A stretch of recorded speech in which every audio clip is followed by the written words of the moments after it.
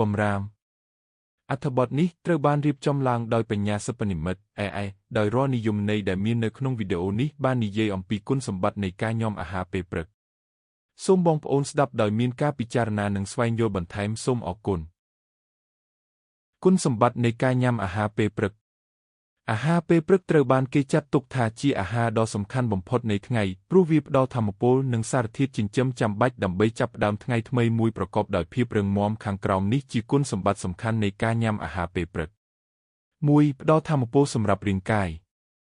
អាហារពេលព្រឹកជួយបំពេញថាមពលដែលរាងកាយបានបាត់បង់ក្នុងអំឡុងពេលគេងកាបូអ៊ីដ្រាតពីអាហារដូចជានំប៉័ងបាយឬគ្រាប់ធញ្ញជាតិផ្ដល់ថាមពលភ្លាមខណៈប្រូតេអ៊ីននិងខ្លាញ់ល្អផ្ដល់ថាមពលប្រើប្រាស់បានយូរនេះជួយអ្នកឲ្យមានភាពសកម្មនិងផ្ដោតអារម្មណ៍ក្នុងការងារឬការសិក្សា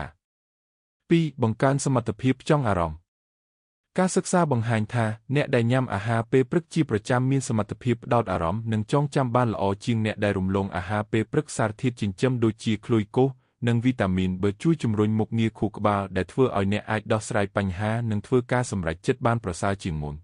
3. ជួយគ្រប់គ្រងទម្ងន់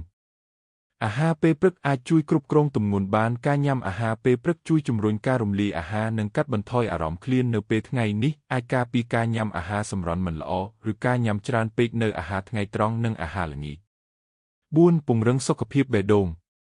ការញ៉ាំអាហារពេលព្រឹកដែលមានជីវជាតិដូចជាផ្លែឈើបន្លែនិងធញ្ញជាតិទាំងមូលអាចជួយកាត់បន្ថយកម្រិតកូលេស្តេរ៉ុលនិងរក្សាសម្ពាធឈាមឲ្យនៅមានស្ថិរភាពអាហារទាំងនេះសម្បូរទៅដោយជាតិសរសៃនិងសារធាតុប្រឆាំងអុកស៊ីតកម្មដែលល្អសម្រាប់សុខភាពបេះដូង 5. បង្កើតទម្លាប់រស់នៅដែលមានសុខភាពល្អ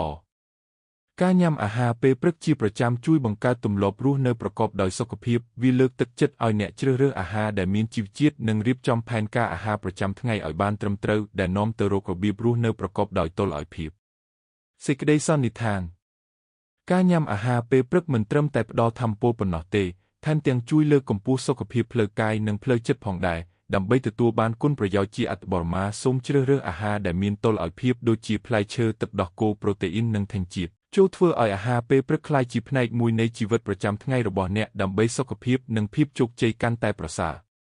បើសិនជាបងប្អូនគិតថាវីដេអូបែបនេះមានប្រយោជន៍សូមជួយចុច Subscribe Comment Like and Share ផងដើម្បីជាការលើកទឹកចិត្តដល់ការផលិតសូមអរគុណជួបគ្នានៅវីដេអូក្រោយ